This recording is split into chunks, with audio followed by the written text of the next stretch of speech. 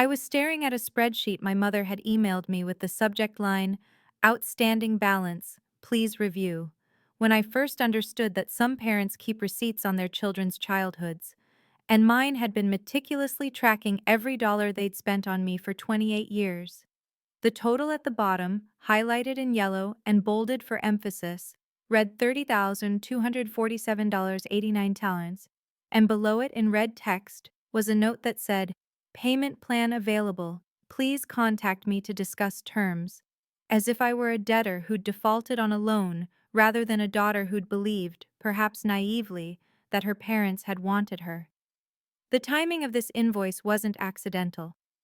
I realized as I scrolled through the itemized list that included everything from orthodontic work, $4,200, to estimated food costs beyond basic nutritional requirements, $8,450, to my portion of family vacations, $3,780, to the college application fees they'd paid, $340, because just 2 weeks earlier, my younger sister Jessica had called me, breathless with excitement, to tell me that Mom and Dad had given her an $80,000 check for the down payment on a house in the suburbs, a beautiful 4-bedroom colonial that she and her fiancé Trevor had been eyeing for months. I'd congratulated her, genuinely happy despite the familiar ache of watching her receive what I'd never even thought to ask for, and I'd pushed down the small voice that whispered about the unfairness of it all. The same voice I'd been silencing since childhood, whenever I noticed that the rules seemed different for Jessica than they were for me. Now, looking at the spreadsheet with its clinical accounting of my childhood, I felt something shift inside me, a foundation cracking that I hadn't even known was unstable. I called my mother, my hands shaking as I held the phone, and asked her if this was real, if she genuinely expected me to pay her back for raising me, and her response was delivered in the same tone she might use to discuss a household budget. "Sarah, you're financially stable now with your position at the hospital. You have a good salary as a senior medical researcher, and Jessica is just starting out. She needs help in ways you don't, so yes, I think it's fair that you contribute retroactively to expenses we covered when you were younger, especially since we're stretched thin helping your sister get established." The words "stretched thin" rang in my ears as I thought about the $80,000 check, and I heard myself asking, voice barely steady, why Jessica received a house down payment while I received a bill. And my mother sighed as if I were being deliberately obtuse, as if I were a child failing to grasp simple mathematics, and she said, "Jessica needs support to build her future, but you've always been so independent, so capable. You put yourself through graduate school, and you have that nice apartment and your career, so you're in a position to settle your debts now. And frankly, Sarah, after everything we sacrificed for you, I'd think you'd want to help your sister rather than begrudging her this happiness." I sat there after the call ended, still holding my phone, looking around my apartment that I'd furnished piece by piece from thrift stores and discount outlets, thinking about the $45,000 I'd saved over 5 years for my own house down payment, money I'd accumulated through careful budgeting and sacrifice. And I felt the old familiar weight settle over me, the conditioning of 28 years that told me I should be grateful, that I should try harder, that maybe if I paid this debt, I'd finally earn the kind of uncomplicated love my parents seemed to give Jessica so freely. Before continuing the story, please subscribe. I need to reach 1,000 subscribers to be able to bring you stories like this every day. For you, it's just a click, but for me, it means a lot. The patterns had been there all along, woven so thoroughly into the fabric of my childhood that I hadn't recognized them as unusual until years later, when I mentioned certain memories to friends and saw the shock on their faces, the way they'd go quiet and ask careful questions that made me realize that no, actually, it wasn't normal for parents to treat their children so differently. I remembered being 16, working 20 hours a week at a grocery store after school and on weekends, saving every paycheck in a shoebox under my bed because I'd asked my parents for help buying a car, and my mother had told me that if I wanted independence, I'd need to fund it myself, that they couldn't afford to buy cars for both of us, and Jessica would need one in a few years when she turned 16. I'd understood, or thought I had, and I'd spent 8 months bagging groceries and stocking shelves until I had $3,000 saved, enough to buy a used Honda Civic with 140,000 miles on it that needed new tires within a month. I'd been proud of that car, proud of earning it myself, and I'd driven Jessica to school in it every morning during her sophomore year, listening to her complain about the broken air conditioning and the way the engine made a rattling sound on cold mornings. Then Jessica turned 16, and I came home from my shift at the grocery store to find a silver Toyota Camry in the driveway with a red bow on the hood, and my parents and Jessica were outside taking pictures, and my mother had said, "Surprise! We wanted Jessica to have something reliable for college visits." And the car had cost $22,000, which I knew because Jessica had told everyone at school the exact price. I'd stood there still wearing my grocery store uniform with the name tag that said Sarah, happy to help. And I'd felt something cold settle in my chest, but I'd pushed it down and told myself that maybe they'd had more money now. Maybe things were different than when I was 16. Maybe I shouldn't compare. Christmas had always been the clearest illustration of the divide, though it took me years to let myself acknowledge it. I'd get practical things, necessary things, winter coats from the clearance rack, packages of socks, a calculator for school, gift cards to the grocery store where I worked so I could buy my own toiletries. And I genuinely tried to be grateful because my mother would say, "We got you things you actually need, Sarah. Things you'll use." While Jessica unwrapped designer purses and jewelry and expensive electronics, and once, when I was 19 and home from college for break, a weekend trip to New York City for Jessica and my mother to see shows and go shopping, which I wasn't invited on because someone needs to stay home with your father, and you understand, don't you, Sarah? You're always so understanding. My academic achievements had become a strange source of both pride and resentment in the family, something my parents would mention to their friends, but never seemed to celebrate with me directly. When I got a full scholarship to State University, my mother's response had been, "Well, of course you've always been good at school. We expected you'd figure something out." And there was no party, no special dinner, just an assumption that this was simply what I did, as natural and unremarkable as breathing, while Jessica's acceptance to any college at all, even the small private university that accepted 90% of applicants and cost $45,000 a year, was treated like she'd won a Nobel Prize. I'd paid my own way through undergraduate with scholarships and 3 part-time jobs, living off campus in a tiny apartment with 2 roommates and eating ramen most nights, while Jessica lived in a suite-style dorm and called home whenever she needed money for textbooks or meals out or sorority fees, and those calls were always answered with immediate bank transfers. My graduation from college had been on a Saturday in May, and I'd sent my parents the information 3 months in advance. But the week before the ceremony, my mother had called to say they'd planned a trip to visit Jessica at her university that same weekend because Jessica was feeling homesick and needed support. And wouldn't I understand? Couldn't I see that Jessica was struggling while I was obviously fine? And besides, graduation ceremonies were so long and boring. Surely I didn't need them there when I had friends to celebrate with. I'd walked across that stage to receive my diploma with my roommates cheering for me in the audience, and I told myself it didn't matter, that I was an adult now and I didn't need my parents' validation, but I'd gone back to my apartment afterward and cried alone for hours. Graduate school had been entirely self-funded through research assistantships and student loans that I was still paying off. 5 years of intensive study and laboratory work that led to my PhD in medical research.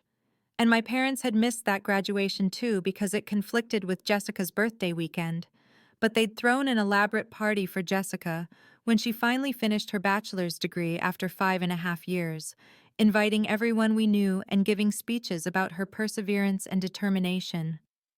I'd learned to cope by trying harder, by achieving more, by thinking that if I just accomplished enough, published enough papers, earned enough recognition in my field, eventually my parents would see me the way they saw Jessica, would celebrate me with that same uncomplicated pride and joy. But the goalpost kept moving, always just out of reach, and I was so tired of chasing it. The patterns I'd noticed in childhood had continued seamlessly into my adult life, though I'd gotten better at pretending they didn't hurt, better at minimizing my own accomplishments, so they wouldn't highlight the disparity between how my parents treated me versus how they treated Jessica. I'd been working at Riverside Medical Research Hospital for 3 years now, a position I'd earned through competitive application and rigorous interviews, and in that time, I'd co-authored 12 published studies on autoimmune disorders, won 2 grants totaling $340,000 for continuing research, and been promoted to senior researcher, a title that usually took 5 to 7 years to achieve, but that I'd reached in 3 because of what my colleagues called my exceptional dedication and insight. My parents' response when I'd told them about the promotion had been a distracted, "That's nice, dear," from my mother while she scrolled through paint samples for Jessica's new apartment, and my father had nodded and said, "Good for you," before returning his attention to the football game on television, and I'd stood there in their living room feeling invisible, feeling like I was speaking a language they couldn't be bothered to learn. The contrast became most painful during family dinners, which happened twice a month and which I attended with increasingly reluctant faithfulness, bringing Mark along for moral support after we'd been dating for a year and he'd started to witness the family dynamics firsthand. 6 months ago, I'd received notification that my research on lupus treatment protocols had been accepted for publication in the Journal of Autoimmune Research, one of the most prestigious publications in my field, something that researchers spend entire careers working toward, and I'd been so proud, so genuinely excited, that I'd made the mistake of bringing it up at Sunday dinner, thinking maybe this achievement would be significant enough to warrant real celebration. I'd barely finished explaining what the publication meant when my mother had interrupted to ask Jessica about her new apartment, and the rest of the dinner had been devoted to discussing Jessica's decorating choices, her gallery wall plans, her search for the perfect throw pillows, while my journal publication went unmentioned, unacknowledged, as if I'd announced something as mundane as finishing a grocery shopping trip.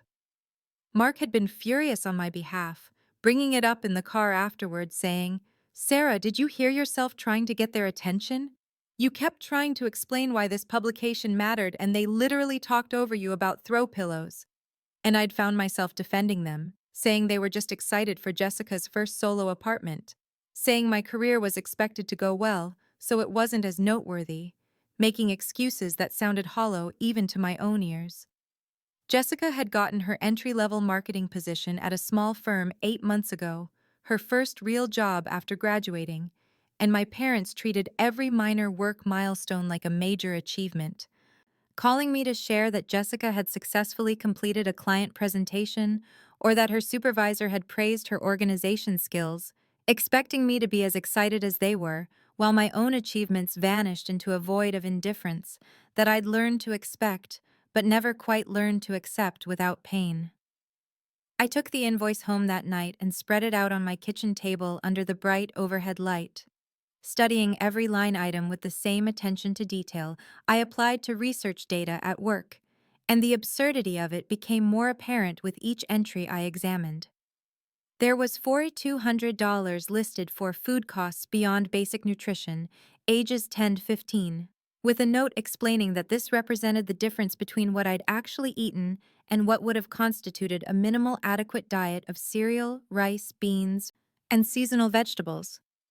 There was $1,800 for bedroom furniture, including the bed I'd slept in from ages 8 to 18, $3,400 for my portion of family vacations, even though I'd never been given a choice about whether to attend, $2,100 for school supplies across 12 years, $890 for birthday parties I didn't remember asking for, $1,250 for what was labeled transportation costs, which apparently meant my share of the family car expenses before I'd bought my own vehicle.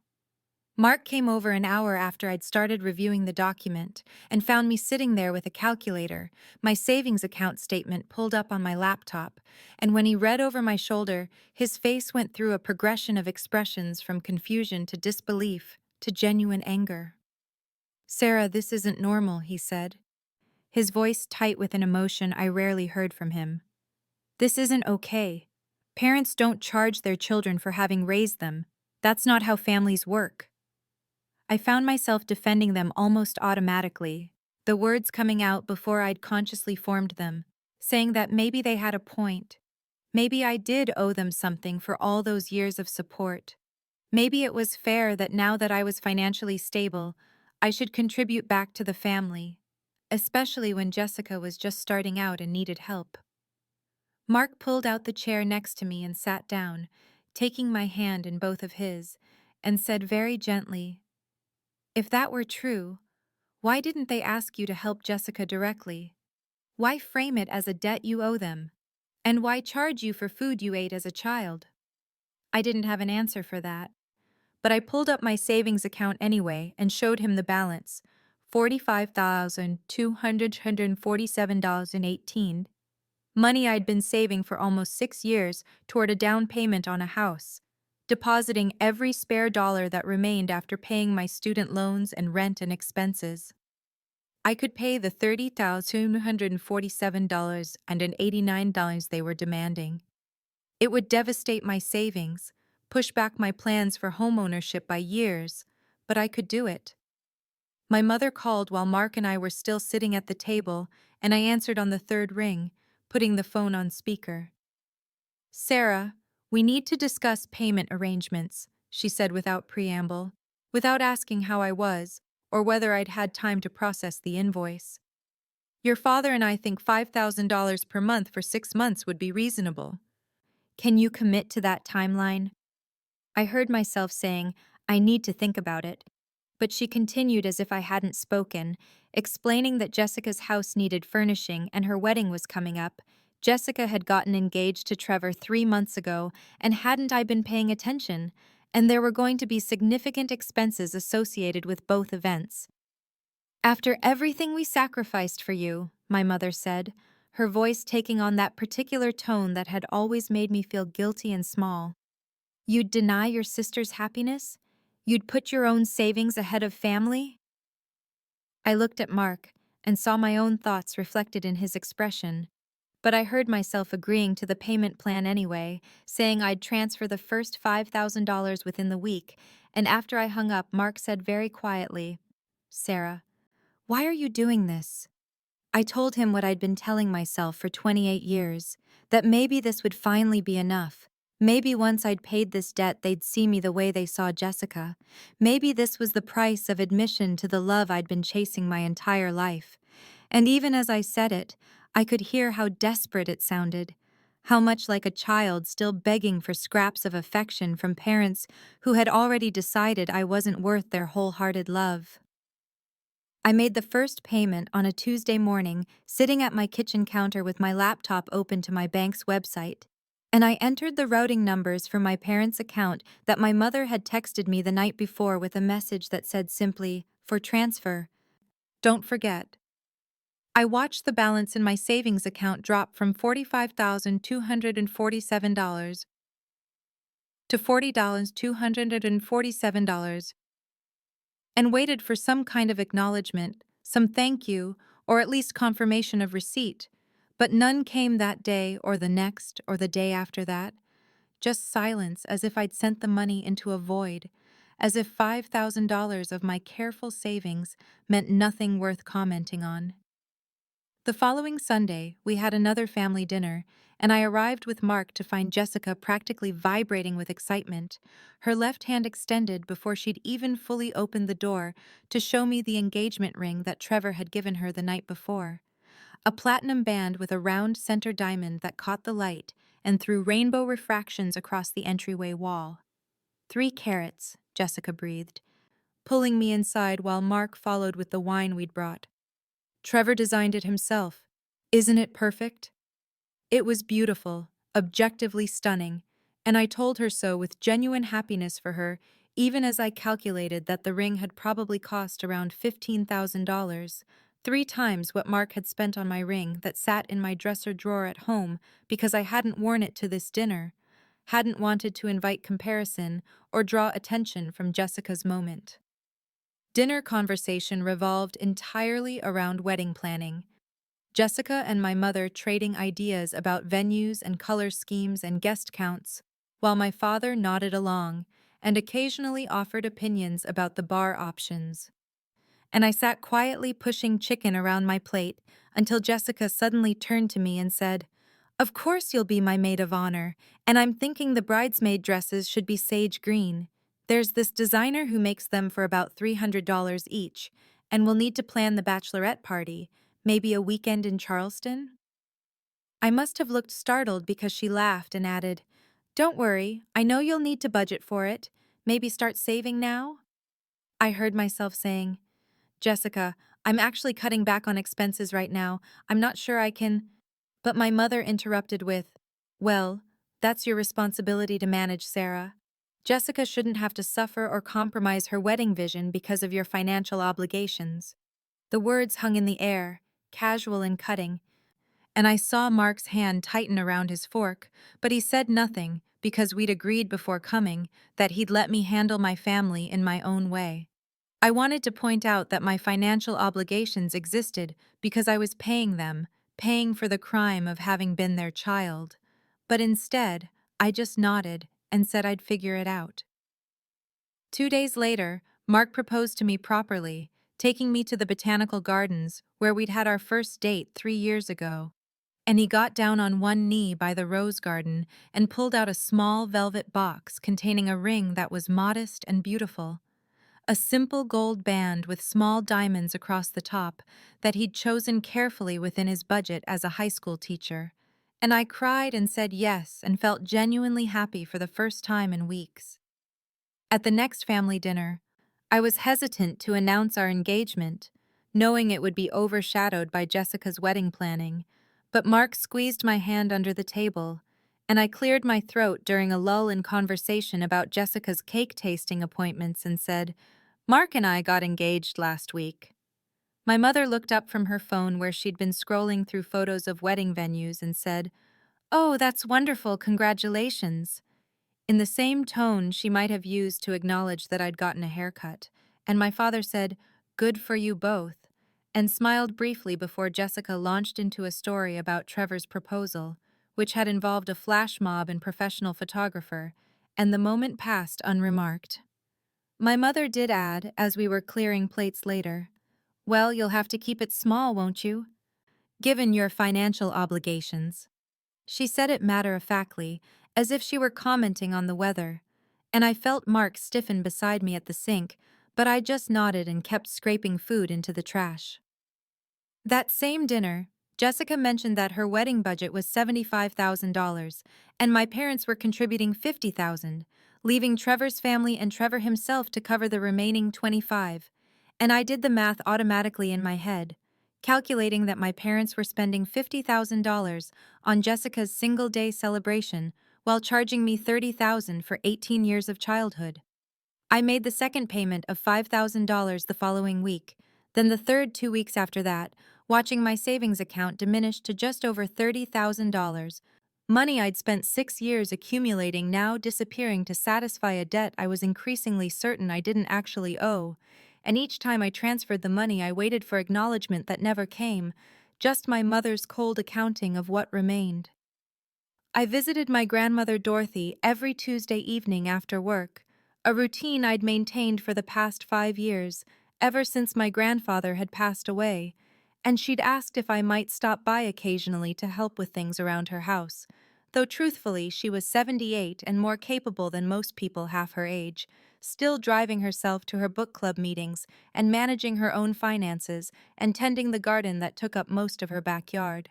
She lived in the house she and my grandfather had bought in 1972, a modest 3-bedroom ranch in an older neighborhood that had appreciated considerably over the decades, and she'd paid off the mortgage 20 years ago and invested wisely, and I knew without her ever stating it directly that she was quite comfortable financially, though she lived simply and dressed in clothes she'd owned for years and drove a 2008 Toyota Camry that she maintained meticulously.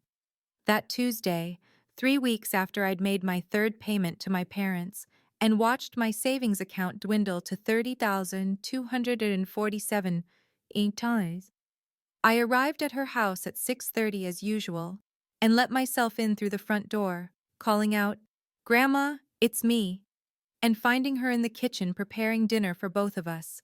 Another part of our routine that had developed where I'd help her cook and we'd eat together and talk about our weeks. She took one look at my face and said, "Sit down, sweetheart. Something's wrong."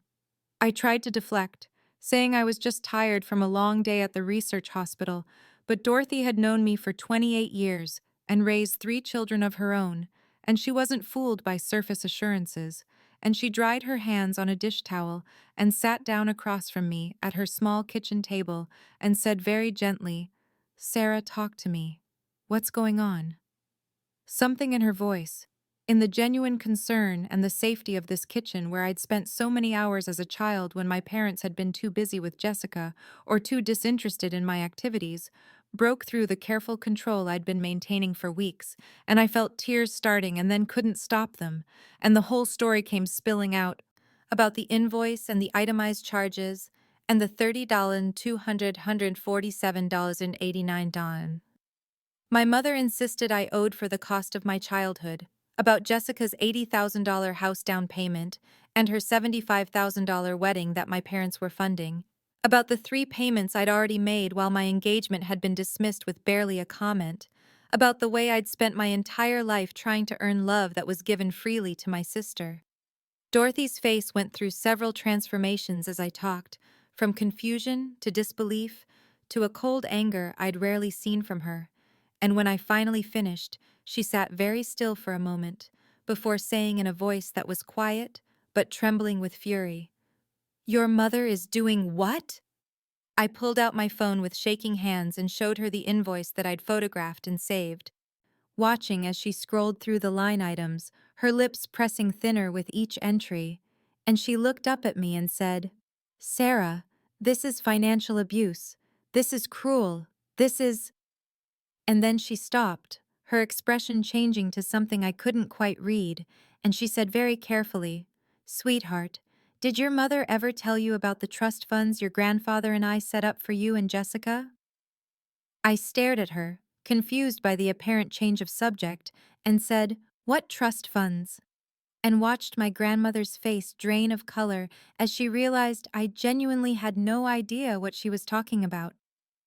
Dorothy's hands were trembling slightly as she set down her phone and looked at me with an expression that contained equal parts horror and rage, and she said, "Sarah, when you and Jessica were born, your grandfather and I established trust funds for both of you because we wanted to make sure you'd each have a financial foundation when you reached adulthood, something to help with education or buying a home or starting your adult lives." She paused, seeming to gather herself, and continued, "We put $150,000 into each trust, equal amounts, because you were both equally our granddaughters, and we loved you both equally. And the trusts were set up to be accessible at age 25 or earlier for specific purposes like education or a first home purchase." I felt like the kitchen had tilted somehow, like the familiar space had become strange and unfamiliar, and I heard myself asking, "What are you talking about? I never received any trust fund. I didn't even know it existed." Dorothy's face went completely white, and she said very quietly, "Oh my God, Margaret never told you." She reached across the table and gripped my hand hard enough that it almost hurt, and said, "Jessica received her trust 6 months ago when she turned 25. That's where most of the money for her house down payment came from, though apparently your parents told her it was from their savings. Sarah, you should have been informed about your trust on your 25th birthday. You're 28 now. You should have had access to that money for 3 years." The numbers weren't making sense in my head, the implications too large to process all at once, and I said, "But no one ever said anything about—" And Dorothy was already picking up her phone again, scrolling through her contacts with shaking fingers, and she said, "I'm calling Richard. He's the lawyer who set up the trusts. He can confirm everything right now. She put the phone on speaker, and I sat there listening to it ring, feeling like I was watching this happen to someone else. And then a man's voice answered, "Dorothy, how are you?" And my grandmother said without preamble, "Richard, I need you to check on Sarah's trust fund immediately. The one Martin and I established in 1996. Can you access those records right now?" There was a pause and the sound of computer keys clicking, and then Richard said, "Yes, I have it here. The Sarah Patterson Trust, established January 1996.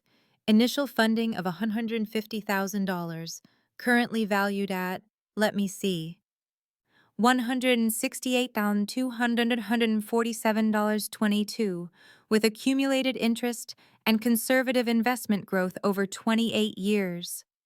Dorothy's voice was tight when she asked, "Who is listed as the trustee?" And Richard answered, "You're the primary trustee, Dorothy, and Margaret Patterson, Sarah's mother, is listed as secondary trustee with the responsibility to inform Sarah of the trust's existence and terms when she reached age 25 and to facilitate access to the funds." The silence that followed felt enormous, and then Dorothy said, "Margaret never informed Sarah. Sarah is 28 years old and just learned about this trust tonight from me." Richard's sharp intake of breath was audible through the phone speaker, and he said, "That's a serious breach of fiduciary duty. As secondary trustee, Margaret had a legal obligation to inform Sarah. Dorothy, as primary trustee, you can authorize immediate access for Sarah regardless of Margaret's failure to do so." My grandmother looked at me with eyes that were suddenly full of tears and said, "My daughter stole 3 years of financial freedom from you, Sarah.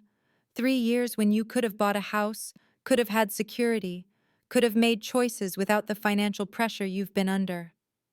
She turned her attention back to the phone and said, "Richard, I want to authorize immediate access for Sarah.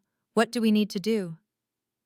And as he began explaining the paperwork and the transfer process, I sat there doing math in my head, calculating that while I'd been scraping together savings and working extra shifts at the research hospital, and carefully budgeting every expense, and finally accumulating $45,000 that I'd been so proud of, there had been $168,000 sitting in an account that I hadn't even known existed, money that my mother knew about because she was the trustee who was supposed to tell me about it, money that could have changed everything about the last 3 years of my life.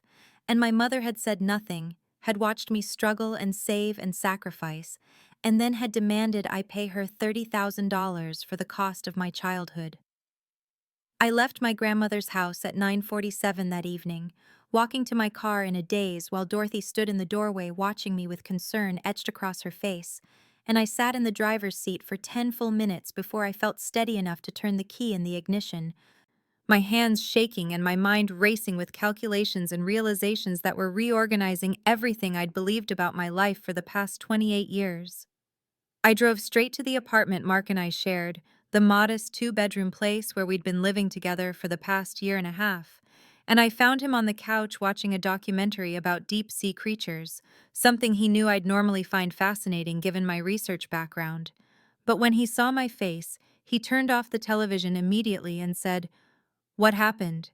And I sat down next to him and told him everything about the trust fund and the $168,247.22 that had been sitting there since I was born, growing with interest while I'd worked double shifts during college and eaten ramen for dinner 4 nights a week during graduate school, and carefully budgeted every single purchase, about how my mother had been the secondary trustee who was legally required to tell me about the money when I turned 25, but had said nothing for 3 years, about how she'd watched me struggle and save and sacrifice, and then had demanded I pay her $30,000 for the crime of being her child.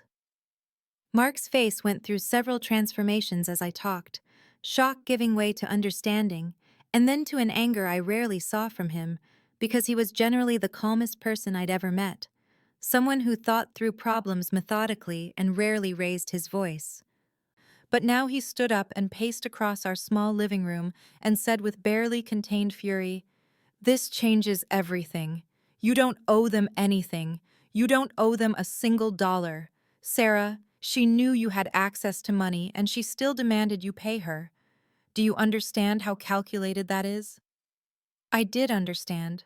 That was the thing that was currently tearing through my chest like physical pain. The understanding that my mother had known about the trust fund the entire time she was itemizing the cost of my childhood and presenting me with that invoice for $30,247.89, had known I was entitled to $168,000 and had said nothing, had watched me make payment after payment from my carefully accumulated savings, had received my money and used it for Jessica's life, for Jessica's wedding, for everything Jessica wanted while hiding from me the financial freedom that my grandparents had tried to give me. I pulled out my phone and opened my banking app, looking at the transaction history that showed 3 transfers of $5,000 each to my mother's account over the past 6 weeks, $15,000 total that I'd sent while believing I was finally paying off some debt I owed, finally settling accounts, finally doing enough to maybe earn the love that had always felt just out of reach. And I felt something crack inside me, something that had been holding together my understanding of our family dynamic. And what rushed in to fill the space was a white-hot anger that felt cleansing somehow, like it was burning away years of conditioning and self-blame, and the belief that if I just tried harder, or achieved more, or gave more, I would finally be enough. Mark sat back down next to me and took my hand and said very gently, "What do you want to do?" And I realized I knew exactly what I wanted to do, that the answer was crystallizing in my mind with perfect clarity, and I said, "I want to stop making payments. I want to document everything. I want to wait until I have the trust fund money in my account, and then I want to confront them, all of them, in front of everyone, so they can't pretend anymore that this is normal or acceptable or anything other than what it is." My phone rang then, Dorothy's name appearing on the screen, and when I answered, she said without preamble, "The paperwork is filed. Richard says the trust fund transfer will be completed within 5 business days. The money will be in your account by next Friday at the latest." And then her voice softened, and she said, "Sarah, I want to confront Margaret myself. I want to call her right now and demand an explanation for what she's done to you." But I surprised myself with the firmness in my voice when I said, "No, Grandma. Thank you. But I need to do this myself. I need to face them and tell them exactly what I know and make them answer for it. Not to you, but to me, because I'm the one they hurt, and I'm the one who deserves their explanation." There was a long pause, and then Dorothy said, "You're absolutely right. When do you want to do it?"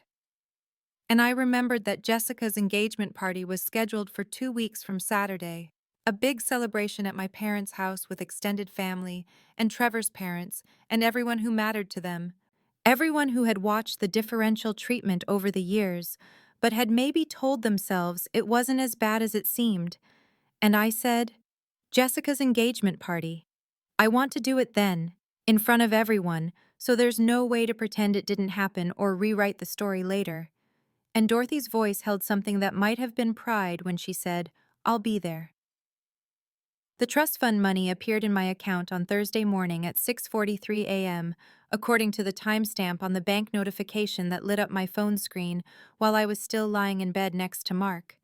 And I sat up immediately and logged into my banking app with shaking hands to confirm what I was seeing, to verify that the balance really did show $168,247.22 deposited from the Patterson Family Trust. And the number felt simultaneously enormous and insufficient. Enormous because it was more money than I'd ever had access to at one time in my entire life. More than the $45,000 I'd painstakingly saved over years of careful budgeting and sacrifice, but insufficient because no amount of money could compensate for the 3 years of financial anxiety I'd lived through unnecessarily.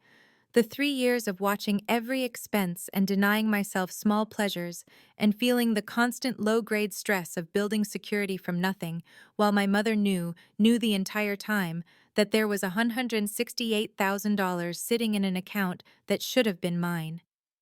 Mark woke up when I gasped, and I showed him the screen, and he pulled me into a hug that felt like the only solid thing in a world that had become unmoored from everything I'd believed about it.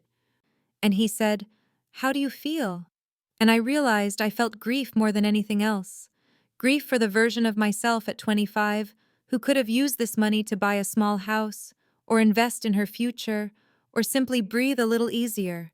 Grief for all the choices I'd made based on scarcity when abundance had been deliberately hidden from me.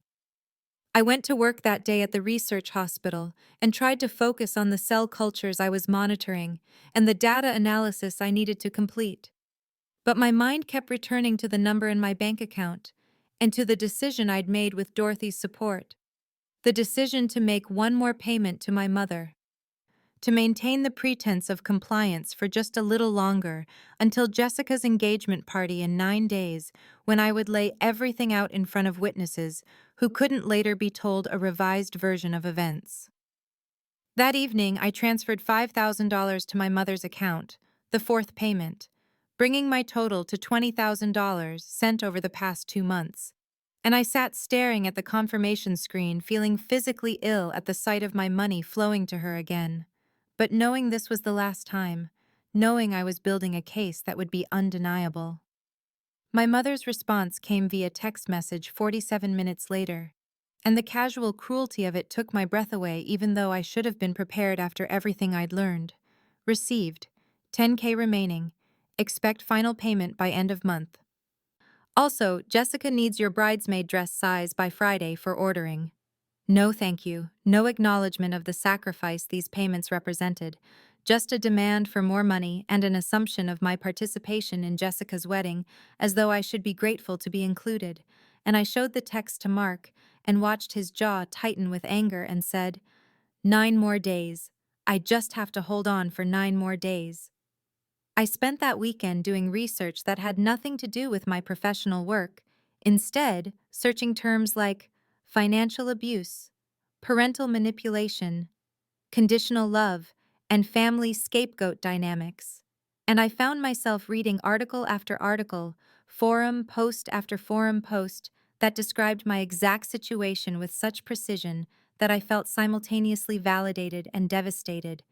Validated because clearly this was a recognized pattern and I wasn't crazy or ungrateful or overly sensitive like my mother had always implied, but devastated because I was reading about abuse, about a recognized form of psychological and financial abuse, and I had to apply that word to my own mother, to my own childhood, to the family dynamics I'd spent 28 years trying to understand and accommodate.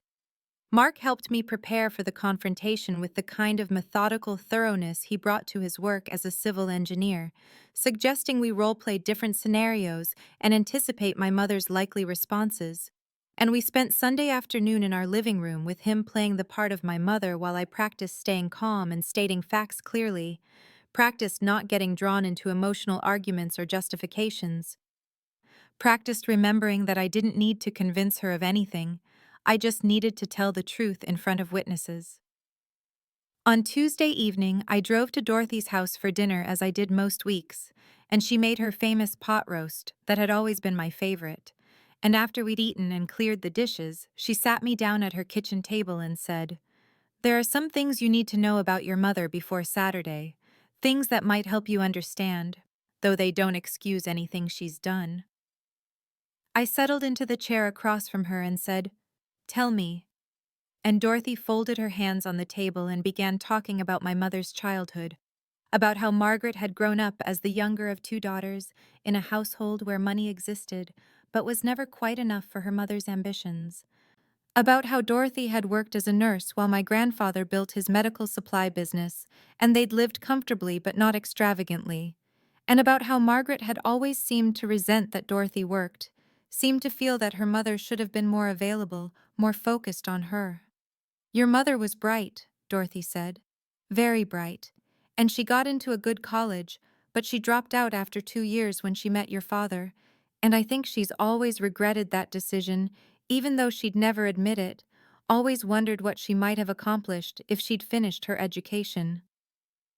Dorothy paused and looked at me with eyes that held both sadness and clarity, and said, When you started excelling academically, when you won scholarships and got into graduate school and built this impressive career, I think it reminded her of her own unfulfilled potential, and instead of being proud, instead of celebrating your success, she resented it. I felt something twist in my chest at this insight, at the possibility that my achievements had somehow caused my mother pain rather than pride. But Dorothy reached across the table and gripped my hand and said firmly, "That is her failure, Sarah, not yours. A healthy parent celebrates their child's success regardless of their own regrets. A healthy parent doesn't punish their child for surpassing them." Then Dorothy told me things I hadn't known about Jessica, things my parents had carefully hidden, that Jessica had actually failed out of her first college after 2 semesters of partying and skipping classes, that my parents had paid thousands in debt she'd accumulated and enrolled her in a second school where she'd barely graduated, that she'd been fired from her first 2 jobs for attendance issues and attitude problems before finally landing the entry-level marketing position she currently held. "Your parents spent years cleaning up Jessica's messes," Dorothy said.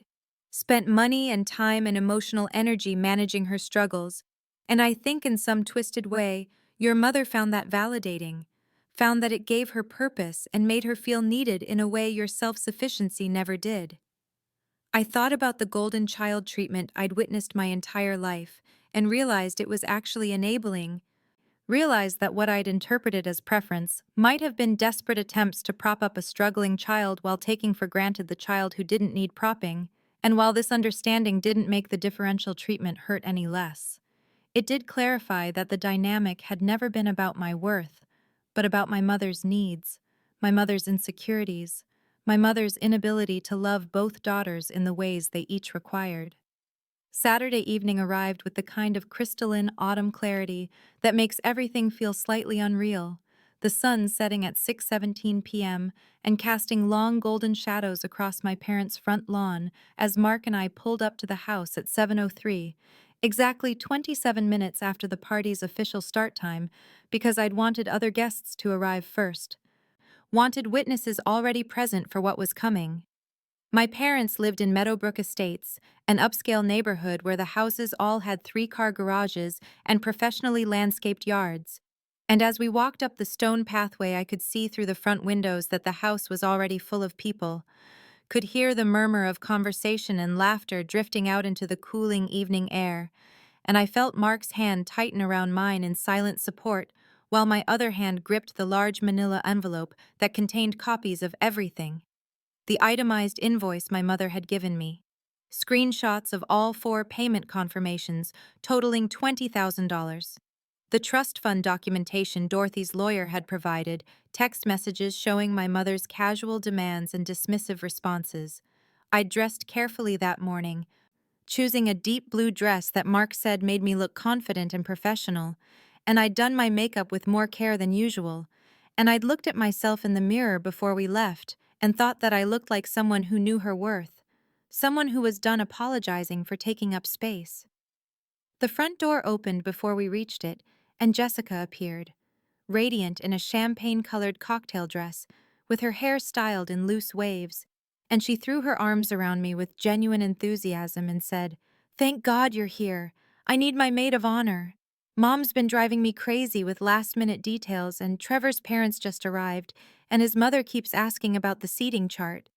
And I felt a pang of something complicated in my chest because Jessica really was happy to see me, really did think of me as her maid of honor, even though I'd never agreed to the role, had just been assumed into it the way I'd been assumed into so many things over the years. Inside, the house had been transformed for the party, with white and gold decorations everywhere and catering staff circulating with trays of appetizers and champagne flutes, and there must have been 50 or 60 people already present, extended family and family friends and Trevor's relatives, all dressed in cocktail attire and clustered in conversation groups throughout the open-concept main floor. I saw Dorothy immediately, standing near the fireplace talking to my Aunt Linda, and our eyes met across the room, and she gave me the smallest nod, a gesture of solidarity and support that steadied something in my chest. And then my mother appeared from the kitchen carrying a tray of something, and when she saw me, her expression shifted into what I'd learned to recognize as her public smile, the one that never reached her eyes. She set down the tray and approached us, her gaze flicking briefly to Mark before settling on me, and she said in a voice pitched just loud enough for the nearby guests to hear, "Sarah, I'm glad you could make it." But then her voice dropped lower, and she added with that tight smile still fixed in place, "Did you bring the final payment? We really need to settle this by the end of the month." And I felt something cold wash through me at the audacity of asking me for money at my sister's engagement party, in front of arriving guests, as casually as if she were asking about the weather. I managed to keep my voice level when I said, "We'll discuss finances later, Mother. This is Jessica's night." And I watched her eyes narrow slightly, a flash of displeasure quickly masked. But she moved away to greet other guests without pressing the issue, and I heard her laugh from across the room moments later, playing the gracious host while my hands were still shaking from the brief exchange. Toast time was scheduled for 8 p.m., and by 7:57, the catering staff had ushered everyone from the various rooms where they'd been mingling into the large living room where my parents had arranged seating in a rough semicircle facing the fireplace. And I found myself standing near the back with Mark, while Jessica and Trevor positioned themselves in front of the mantel, looking radiant and happy, and completely unaware of what was about to unfold. And my father went first, raising his champagne glass with a hand that trembled slightly, either from emotion or from the 2 drinks I'd seen him consume, and he launched into an elaborate toast about Jessica's journey and her growth, and how proud he was to see her so happy, using words like resilient and determined that felt hollow when I thought about what Dorothy had told me about the failed college attempt and the job firings that I'd never been informed about. And then my mother stood, and her toast was even more effusive, praising Jessica's supposed resilience and talking about how proud they were and how they'd always known she'd find her way. And I felt Mark's hand tighten on my waist as we listened because the contrast was so sharp, these elaborate emotional declarations for Jessica, when my own achievements had been met with, "That's nice, dear," and immediate topic changes.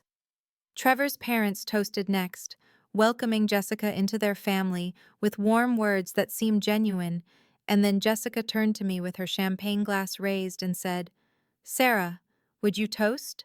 You're my sister and my best friend and my maid of honor, and I want to hear from you." And the room fell quiet as everyone turned to look at me, and I saw my mother's expression shift slightly into something watchful and wary. And I set down my champagne glass and stepped forward into the center of the semicircle where everyone could see me clearly, and I smiled at Jessica and began with complete sincerity. "Jessica, I want you to know that I'm genuinely happy you found someone who loves you, and Trevor, I can see that you care about my sister, and I wish you both every happiness." And I saw Jessica start to relax, thinking the toast was finished.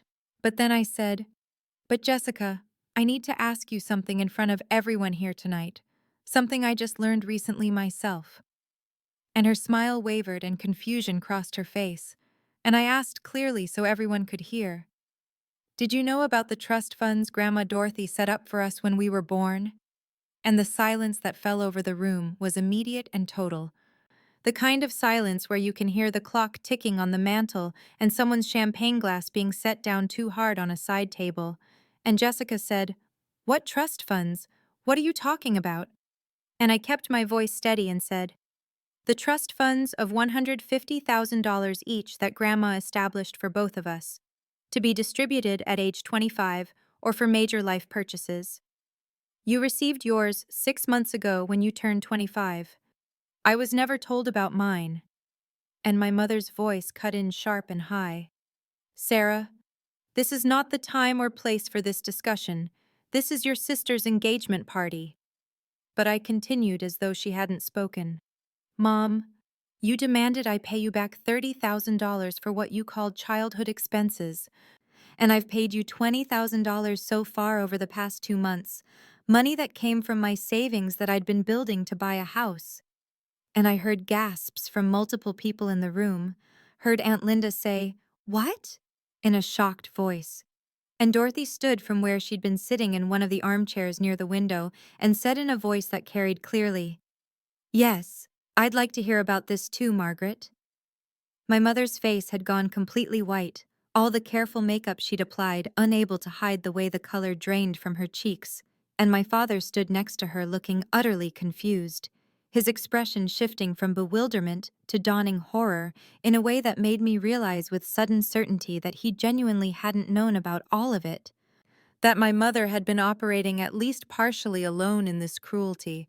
And I pulled the documentation from the manila envelope I'd been carrying, my hands steady now despite the adrenaline coursing through me, and I read in a clear voice that carried to every corner of the now silent room. $4,200 for food costs beyond basic nutrition, ages 10 to 15, itemized as additional proteins, fruits, and snacks beyond the baseline of cereal and vegetables. And the sharp intake of breath from multiple people was audible, and my Uncle Tom, my mother's own brother, said in a voice filled with disbelief, "Margaret, you charged your daughter for food? For feeding a growing child?" And my mother's defensive response came quick and high-pitched. "She has a good job now, she's financially stable. Jessica needed help starting out, and it's only fair that Sarah contribute back after everything we spent on her." But I continued before she could build momentum. Jessica got $80,000 as a down payment for a house, money that apparently came partially from her trust fund that Grandma set up, and I got an itemized invoice for my childhood. And Jessica's voice cut through the murmurs with genuine shock. "Mom, you told me that house money came from your and Dad's savings, from what you'd been setting aside for me." And my mother was scrambling now, her carefully constructed justifications falling apart under scrutiny. "It was from our savings. The trust was just part of it. We added to it. We—" But I spoke over her, my voice still calm, but carrying an edge of steel I'd never used with my parents before. "You never told me about my trust fund, Mom. Not when I turned 25, not when I turned 26 or 27, not even when you came to my apartment with that invoice demanding $30,000, and I was entitled to $168,000 at age 25, and I'm 28 now, and you hid that money from me while demanding I pay you money I didn't actually owe." And Dorothy's voice came from across the room, cold and precise, and more angry than I'd ever heard my grandmother sound. "You committed fraud against your own daughter, Margaret. You violated your fiduciary duty as trustee. You deliberately withheld information about assets that legally belonged to her." And my father turned to my mother with an expression of complete bewilderment and said, "Margaret, what is she talking about? What trust fund? What invoice?" And in that moment I understood that my father's enabling had come partially from ignorance, that my mother had hidden the extent of her actions even from him, and his genuine confusion was transforming into horror as he processed what was being revealed in front of 50-plus witnesses who would remember this night for years to come.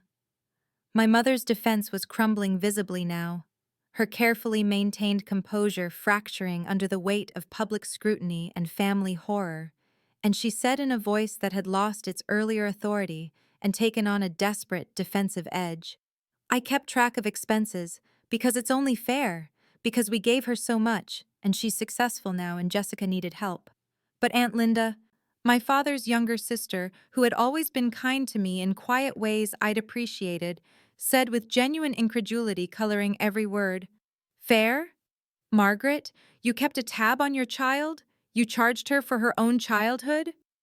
And I kept my voice steady and clear because I needed everyone to understand the full scope of what had happened. And I said, looking directly at my mother, 'You came to Jessica's new house with an $80,000 check and champagne to celebrate, and you came to my apartment with a printed invoice and a payment schedule.'" And the specificity of that contrast landed heavily in the room. And I continued because the words were finally flowing after years of silence. "When I was 16, I worked 20 hours a week at a grocery store to save $3,000 to buy a used Honda Civic.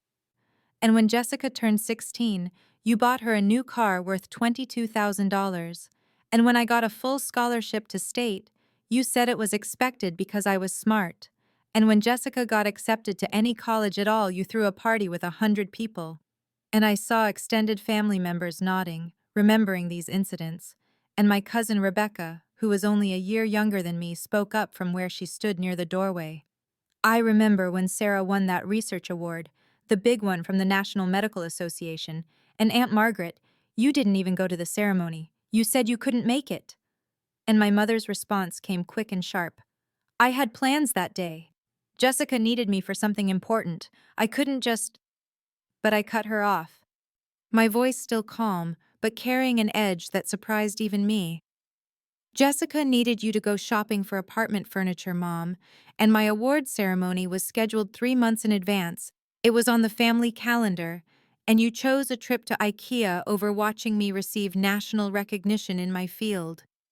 And Jessica was crying now, tears streaming down her carefully made-up face, and she said in a broken voice, Sarah, I didn't know. I swear I didn't know any of this. I didn't know you were paying them money, or that you never got your trust fund, or that they treated you so differently.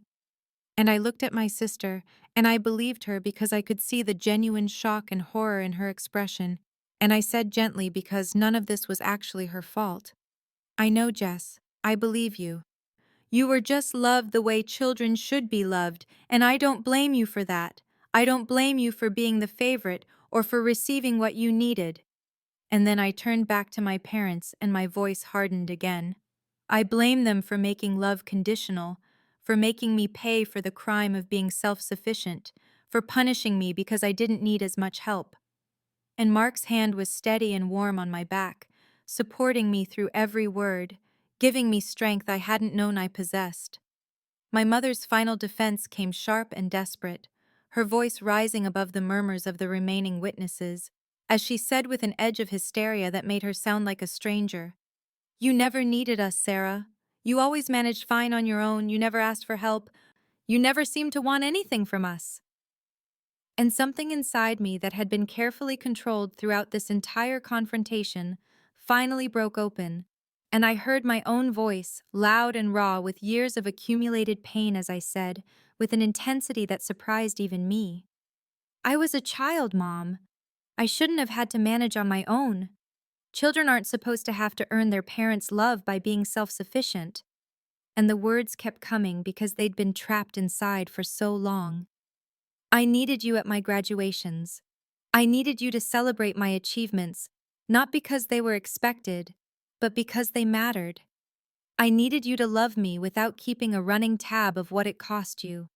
I needed you to be proud of me the way you were proud of Jessica, without qualifications or conditions or price tags attached. And my mother opened her mouth to respond, but I wasn't finished. I needed you to notice when I won awards and published research and built a career I was proud of. I needed you to care that I existed for more than what I could provide, or how little trouble I caused. And my mother's face had shifted from defensive to something that might have been guilt, or might have been continued justification. And she said, in a voice that trembled slightly, We do love you, Sarah. We've always loved you. But I cut her off, because I couldn't hear those words without the truth attached. You love what I can provide. You love that I never ask for help, so you can focus all your attention and resources on Jessica. You love that I made it easy for you to pretend you were being fair while treating us completely differently. And Dorothy's voice cut through the tension with the authority of a mother who had indeed raised her daughter better than this and knew it. Margaret, I raised you to be better than this. I taught you that love shouldn't be conditional, and children shouldn't be pitted against each other, and this is cruelty. What you've done to Sarah is deliberate, calculated cruelty. And my mother turned on her own mother with decades of apparent resentment suddenly visible in her expression, her voice sharp as she said, You always had favorites too. You always thought you were better than everyone, looking down on us from your big house with your money. And Dorothy's response came calm and devastating. I set up equal trust funds for both your daughters, Margaret. Equal amounts, equal access, equal love, and you're the one who created inequality. You're the one who turned your daughters' lives into a competition where one was the winner and one was sent a bill. And my father finally found his voice. though it came out shaky and uncertain, as he turned to my mother and said as though seeing her clearly for the first time, "Margaret, did you really charge Sarah $30,000? Did you really send her an invoice?" And my mother turned to him with desperation in her eyes and said in a rush, "We needed it for Jessica's wedding, for her future, and Sarah has a good salary, and Jessica needed help." But my father's face had gone gray, and he said slowly as realization dawned, "We have savings for the wedding. We have the account we set up when Jessica got engaged. We have—" And he stopped mid-sentence, and I watched the pieces click together in his mind, and he said in a voice barely above a whisper, "That's where the savings went. That's why the account was higher than I remembered. Sarah's payments went into that account." And I nodded because he'd finally understood, and I said quietly but clearly, so everyone remaining could hear, "She used my money to fund Jessica's life while hiding my own trust fund from me. She took $20,000 from me while I had $168,000 I didn't know existed, and she did it deliberately, and she did it knowing exactly what she was doing." Trevor's voice cut through the heavy silence that had settled over the room after my father's devastating realization, and he said with careful diplomacy but unmistakable discomfort, "Mrs. Patterson, this is— I don't even know what to say. I'm having trouble processing what I'm hearing." And his parents, who stood slightly behind him, looked visibly uncomfortable, his mother's hand pressed to her chest as though trying to steady her own breathing, and I could see other guests throughout the room exchanging glances and making quiet calculations about whether to stay or leave, some already edging toward the door with apologetic expressions, while others remained rooted in place, as though bearing witness to something they felt shouldn't happen in private. And Jessica turned to our mother with tears still streaming down her face, and said in a voice that shook with emotion, "How could you do this to her, Mom? How could you do this to my sister?" And my mother's response came sharp and desperate. "I did it for you, Jessica. For your future, for your wedding, for your house. I did everything for you." But Jessica shook her head and said with more strength than I'd heard from her in years, "I never asked you to hurt Sarah for me. I never wanted any of this if it meant she was suffering." And I felt something shift between us in that moment, years of manufactured competition and orchestrated inequality cracking under the weight of this revelation. And I looked at my sister and said gently, because I meant it, "Jessica, I don't want to ruin your engagement party. That wasn't my intention. I just couldn't pretend anymore. I couldn't keep playing along with the fiction that everything was fine." And Jessica crossed the space between us and took my hands in hers, her engagement ring cold against my skin, and she said with absolute sincerity, "My engagement party doesn't matter compared to this, Sarah. Nothing matters compared to what they did to you. And I'm so sorry. I'm so sorry I didn't see it." And Uncle Tom, my mother's older brother who had always been the diplomatic one at family gatherings, cleared his throat and announced to the remaining guests, "I think we should give the family some privacy to work through this." And that seemed to break the spell that had held people frozen, and guests began moving toward the door in small groups. And what struck me was how many of them paused to hug me on the way out. People I barely knew or saw only at occasional family gatherings, stopping to squeeze my hand or whisper words of support. And Cousin Rebecca hugged me tight and whispered, "You're so brave. I always knew something was wrong." And Aunt Linda kissed my cheek and said, "Call me if you need anything. Anything at all." And Trevor's parents paused near the door, and his mother looked at me with something like admiration mixed with sadness, and said clearly enough for my parents to hear, "You're incredibly brave, Sarah, and I hope you find the peace and love you deserve." And then they were gone, and the catering staff had quietly disappeared into the kitchen, and soon the living room that had been packed with 50 guests held only 7 people, me and Mark, my parents, Jessica and Trevor, and grandmother Dorothy. And the silence felt enormous after all the voices and revelations. And my mother stood with her arms wrapped around herself, looking smaller than I'd ever seen her, but still with that defensive set to her jaw. And she said into the quiet with an edge of self-pity, "You all think I'm the villain now. You've all decided I'm the terrible person in this story." And Dorothy's response came cold and final, her voice carrying the weight of disappointment accumulated over years. "You are the villain in this story, Margaret. You made yourself the villain through your choices and your cruelty. And the tragedy is that you still don't seem to understand what you've done." My father's voice cut through the thick silence first, and he spoke directly to me with something that sounded like desperation, mixed with genuine remorse as he said, "Sarah, I didn't know about the invoices. I swear to you, I didn't know your mother was charging you for your childhood. I had no idea she was demanding payments." And I looked at him standing there with tears in his eyes and felt a complicated mixture of anger and pity, because even if that specific detail was true, it didn't absolve him of everything else. And I said with a steadiness that surprised me, given how my heart was pounding, "But you knew about the differential treatment, Dad. You watched it happen for years. You were there for every missed graduation and every dismissed achievement, and every time Mom focused everything on Jessica while I was expected to just handle things on my own." And my father opened his mouth as though to protest, but then closed it again because he knew I was right. There was no defense he could offer that would hold up against decades of evidence. And I continued because I needed him to understand. "You let Mom miss my graduate school graduation because you were on vacation with Jessica.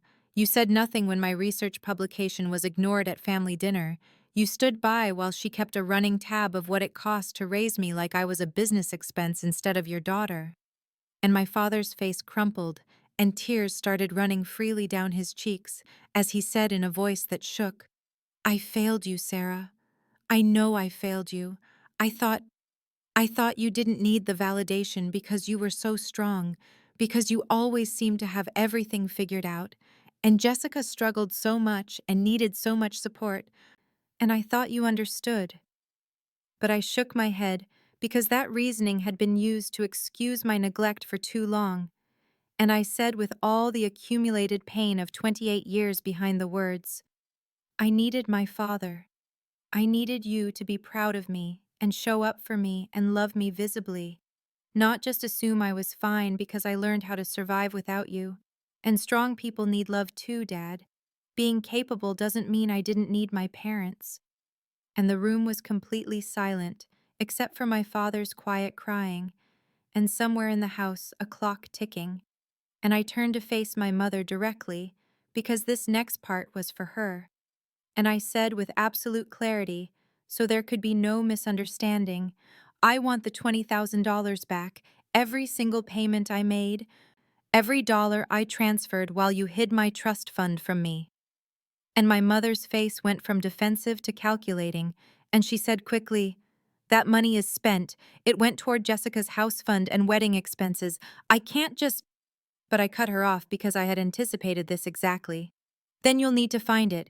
You'll need to liquidate assets or take a loan or sell something, because if you don't return it voluntarily within a reasonable time frame, I will pursue legal action not just for the money, but for the trust fund deception, for breach of fiduciary duty, for fraud." And Dorothy's voice came strong and clear from where she sat. "And I will support that action financially and with testimony. I will provide every document and record I have, and I will make it very clear to any court exactly what you did, Margaret." And my mother looked cornered now, her eyes darting between me and Dorothy and my father. And Jessica stepped forward and said with tears still streaming down her face, "I'll give you the money, Sarah, from my trust fund. I'll write you a check right now. This is so wrong and I want to fix it." And I felt a rush of love for my sister in that moment, because her offer was genuine and came from real remorse. But I shook my head and said gently, "No, Jess, that money is yours. It was set up for you and you deserve it. And you're not responsible for fixing what Mom and Dad broke." And I turned back to my parents and said with finality, "Mom and Dad will make this right because they're the ones who created this situation, and you have 1 week from today to return the $20,000 to my account." I pulled out a folded piece of paper from the envelope I'd been carrying, the same envelope that held all the documentation of my mother's deception, and I unfolded it slowly while everyone watched in silence, and I said with a steadiness that came from weeks of preparation and the absolute certainty that I was right. I've prepared a written statement of my terms, and I want everyone here to witness what I'm asking for, so there can be no confusion or rewriting of events later. And my mother's face went even paler if that was possible, and I began reading from the paper. First, you will return the $20,000 I paid you within 7 days, by next Friday at 5 p.m., transferred to my bank account. And I have the account details here if you've somehow forgotten them despite receiving 4 payments already. And I paused to let that sink in before continuing. Second, you will provide me with a written, signed apology, acknowledging that charging me for my childhood was inappropriate and that hiding my trust fund was a breach of your fiduciary duty as trustee. And this apology will specifically outline what you did wrong, so we're all clear that you understand the harm you caused. And my mother made a small sound of protest, but my father put his hand on her arm to stop her, and I continued.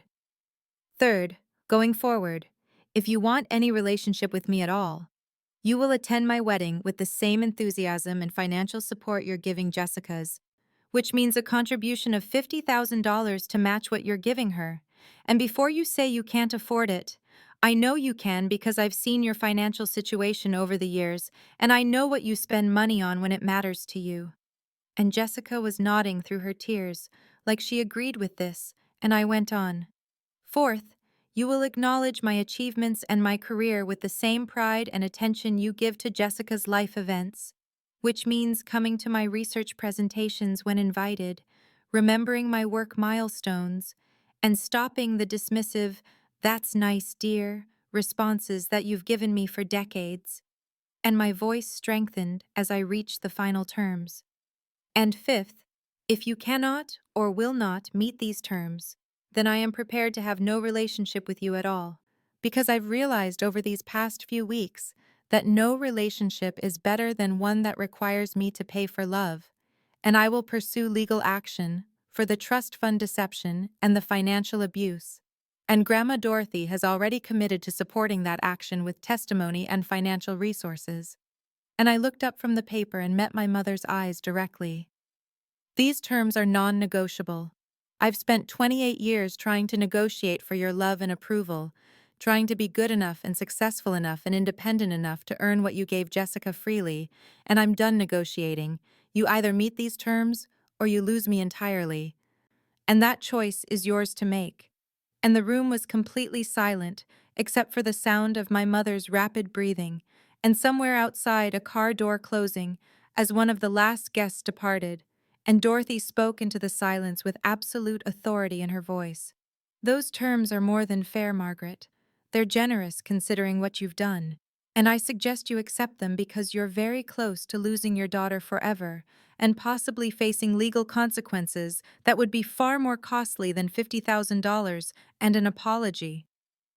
And my father was crying openly now, and he said to me with his voice breaking, Sarah, I'll make sure the money is returned, all of it. And I'll contribute to your wedding myself, if your mother won't. Please don't cut us out completely. Please give us a chance to make this right. And I felt Mark's presence beside me solid and supportive. And I said to my father with honesty, because despite everything I didn't want to lose him entirely, Dad, I want to believe you'll make this right. But I need to see actions, not words. I need the money returned, and the apology written, and a genuine change in how you treat me. And if that happens, then we can rebuild something. But it has to be real change, not just temporary guilt that fades in a few months. My mother stood frozen in the center of the room with her arms wrapped around herself defensively, and her face showing a mixture of defiance and something that might have been fear, and she said in a voice that shook slightly, I need time to think about this.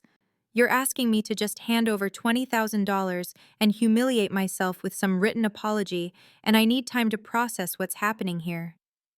But I had anticipated this delay tactic, and I shook my head and said firmly, You have 7 days for the money. That's all the time you get, and you have 30 days for the written apology and to commit to equal treatment going forward. Those deadlines are non-negotiable. And Dorothy added with steel in her voice. And Margaret, If you're thinking of trying to manipulate Sarah during this week or convince her she's being unreasonable, I want you to know that I will be documenting everything. I've already been in contact with my attorney, and we're prepared to file a lawsuit for breach of fiduciary duty if you don't comply with Sarah's very reasonable terms. And my mother's eyes widened, and she turned to my father desperately. David, are you going to just stand there and let them threaten me like this? Let your mother-in-law talk about lawsuits against your wife?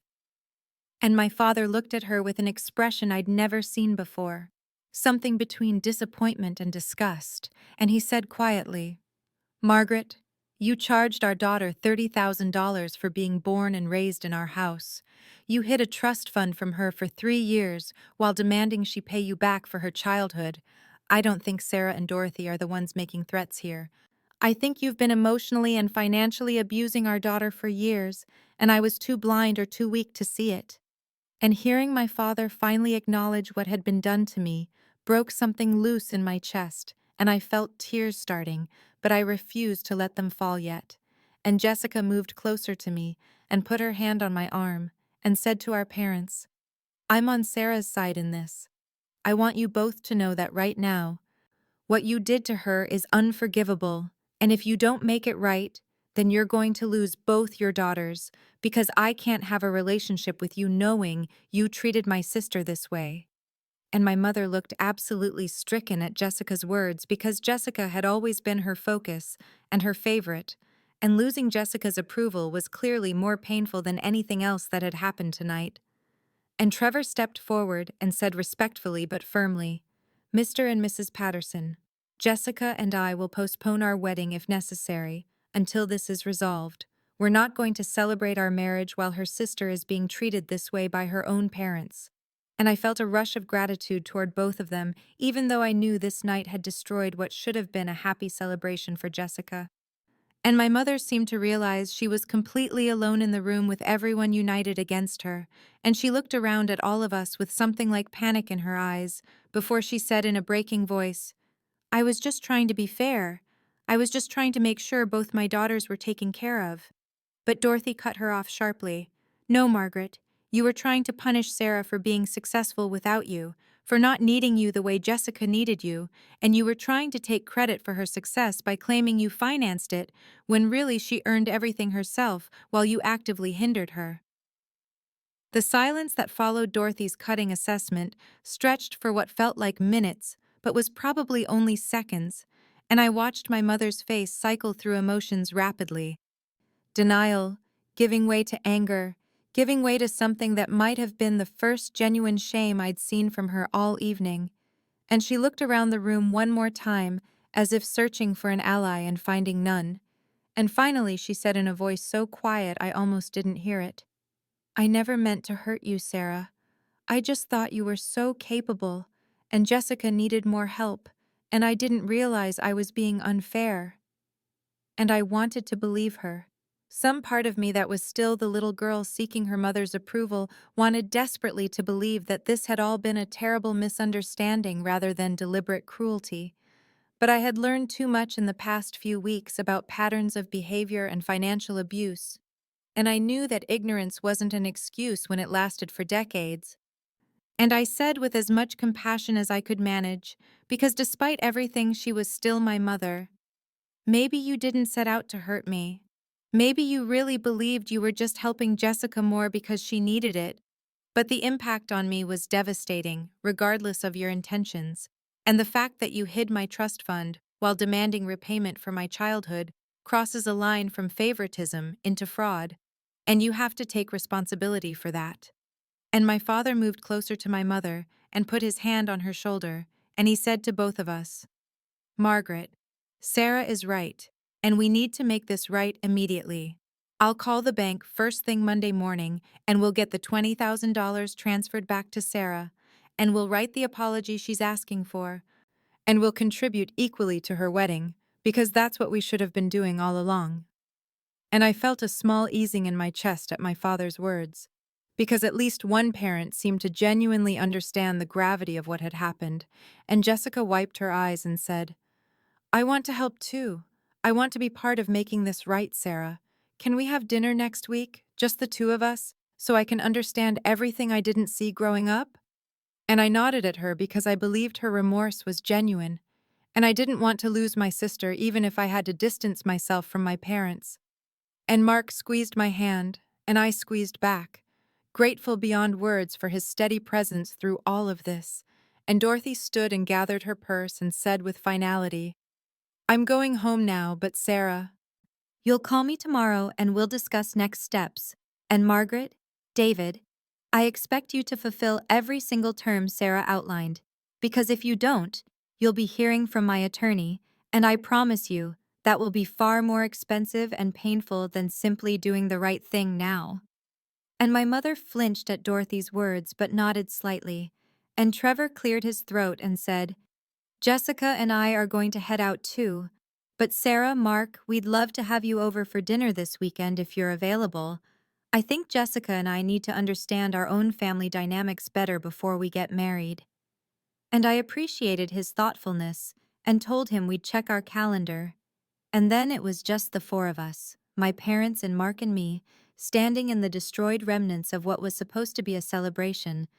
And I felt exhausted suddenly, drained by the confrontation and the emotions and the years of accumulated pain that had finally been spoken aloud. And I said to my parents, "I meant what I said about the terms. I need to see real change and real accountability, and I need you both to understand that strong, capable people still need love and support and celebration, and if you can't give me that, then I'd rather have no relationship than one that hurts me." And my father said, "We understand, Sarah, and I promise you we're going to do better." And my mother said nothing, but she was crying silently, and I didn't know if those tears were for me or for herself, or for the loss of the dynamic that had served her needs for so long. But I had learned that I couldn't fix her or make her understand. I could only set boundaries and protect myself. And Mark and I left shortly after that, walking out into the cool evening air that felt like relief after the suffocating tension of the confrontation. And as we drove away, I looked back once at my childhood home, lit up against the dark sky, and wondered if I would ever feel welcome there again, or if tonight had severed something that couldn't be repaired. The week after the confrontation passed in a strange, suspended reality where I went through the motions of my daily life at the research hospital, but felt fundamentally altered, as though the person who had accepted my mother's invoice and made those payments had been someone else entirely. And Mark was incredibly supportive during those days, giving me space when I needed it and holding me when the emotions became overwhelming. And on the third day after the engagement party, my father called me and asked if he could meet me for coffee, just the two of us.